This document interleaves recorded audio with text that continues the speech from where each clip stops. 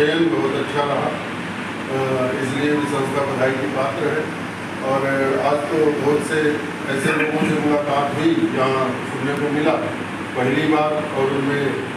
बहुत ही अपार संभावनाएं, बहुत अच्छा लगा। मैं केवल 2-4 शेर ही पढ़ूंगा। एक बात जो मैं एक इस समय छिड़े हुए हूँ, आदरणीय दादा ने उसकी चर्चा भी शुरू कर दी थी कि हिंदी संस्थान पहले निःशुल्क, हम लोग उसमें अटल जी वगैरह को बुलाते थे, 100 रुपया सफाई का जमा होता था और वो साहित्यिक गतिविधियों के लिए निःशुल्क बुक किया था। इस सरकार में, इसके पहले की भी सरकार में 12,000 के नीचे कोई सभागारें नहीं रहती, 4 सभागार। हमने अभी पोस्ट डाला, बहुत दिन से मैं ये चलाए हुए हूँ कि साहित्यकार, मैंने तो अपने लिए कहा कि मैं उन कार्यक्रमों का बहिष्कार करता हूँ जिसमें भाजपा के मंत्री या नेता मंच पर होंगे, जब तक कि हिंदी संस्थान के एक सभागार निःशुल्क नहीं कर दिया जाए, साहित्यिक गतिविधियों। और सारे जो है ग्रुपों में मैंने डाला, आपका भाजपा तमाम संघ के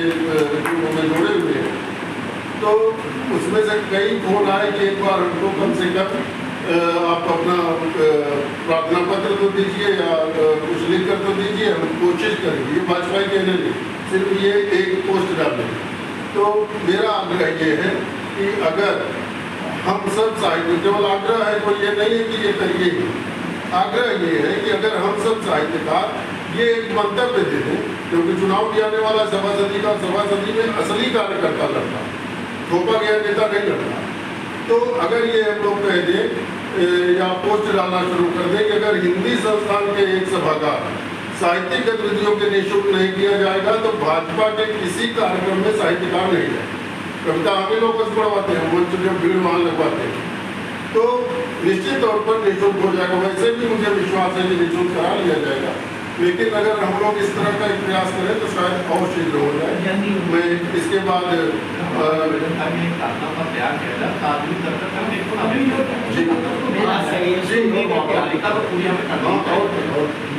ये भी एक गजल के 2-4 शेर कहकर के अपनी बात को विराम दूंगा। हमारी ज़्यादातर रचनाएं सबकी सुनी हुई है, आपसे तो सीखा ही है, तो अच्छा लगता है कि ज़्यादा आते हैं इस उम्र में हम लोग का प्रोत्साहन करने के। तो अक्सर मैं एक शेर कहता हूँ, इसी के 2-4 इसी गजल के 2-4 शेर कह देता हूँ कि वक्त की हर राह पर हलचल दिखाई दे, वक्त की हर राह पर हलचल दिखाई दे, जब दिखाई दे सुनहरा कल दिखाई दे, वक्त की हर राह पर हलचल दिखाई दे। और जो बरस कर सींच डाले सूखती फसलें, जो बरस कर सींच डाले सूखती फसलें, और चेतना में बस वही बादल दिखाई दे कि वक्त की हर राह पर हलचल दिखाई दे, जब दिखाई दे सुनहरा कल दिखाई दे। और इसी हिंदुस्तान में ही पुष्प लाखों हैं, इसी हिंदुस्तान में ही पुष्प लाखों हैं, और जो न पहचाने उन्हें जंगल दिखाई दे, वक्त की हर राह पर हलचल दिखाई दे, जब दिखाई दे सुनहरा कल दिखाई दे। तो है असलियत में बहुत ही गोल यह दुनिया,